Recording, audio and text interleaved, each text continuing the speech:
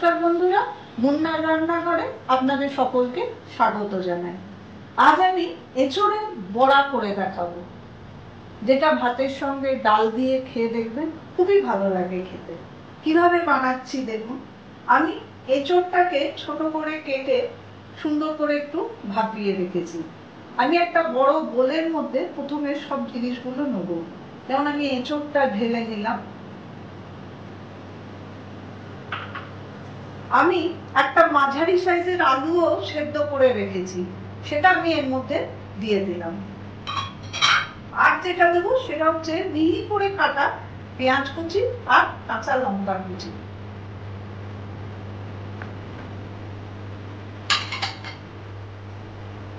এর মধ্যে দেবো পরিমাণ মতো নুন,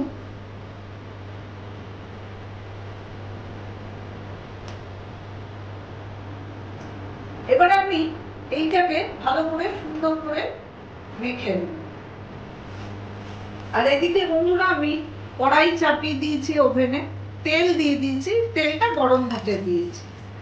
এবারে আমি যেটা দেব সেটা হচ্ছে আমি এর মধ্যে একটু বেসন দেব।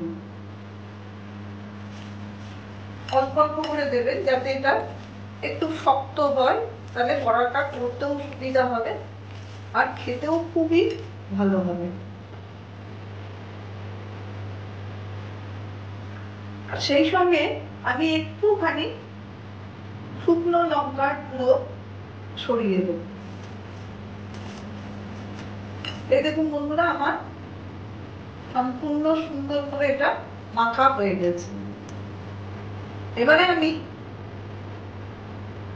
তেলটা তো গরম হতে আগের থেকেই দিয়েছি, আমি ওভেনটা বাড়িয়ে দিলাম। এরকম ছোট ছোট করে আমি তেলের মধ্যে ছেড়ে দিচ্ছি।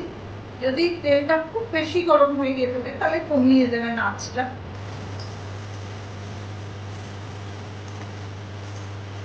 একবারে এর বেশি আমি আর দেব না, তাহলে তাতে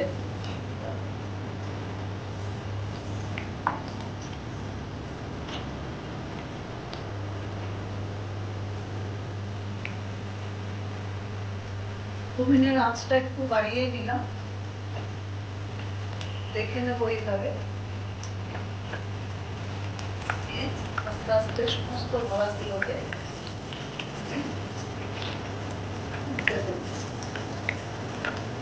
একটু বেশিক্ষণ ধরে ভাজবেন, তাহলে বড়াটা একটু মচমচে হবে। বাড়িয়ে ফুটিয়ে আঁচটা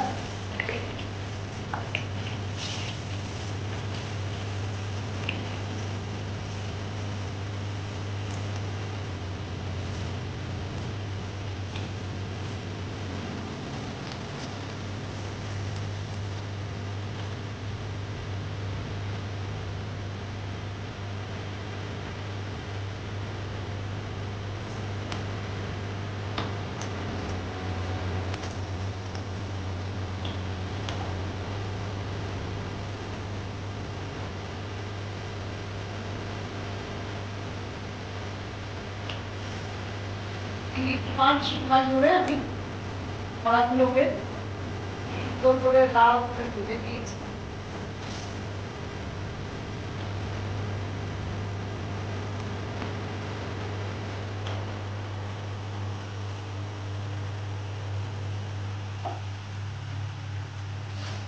দেখুন বন্ধুরা, আমার কিন্তু বড়াগুলো ভাজা হয়ে গেছে। আমি এবার গ্যাস ওভেনটা নিভিয়ে দিচ্ছি আর সার্ভিং বলে বড়াগুলো তুলে নিয়ে নিচ্ছি, রেখে দিচ্ছি।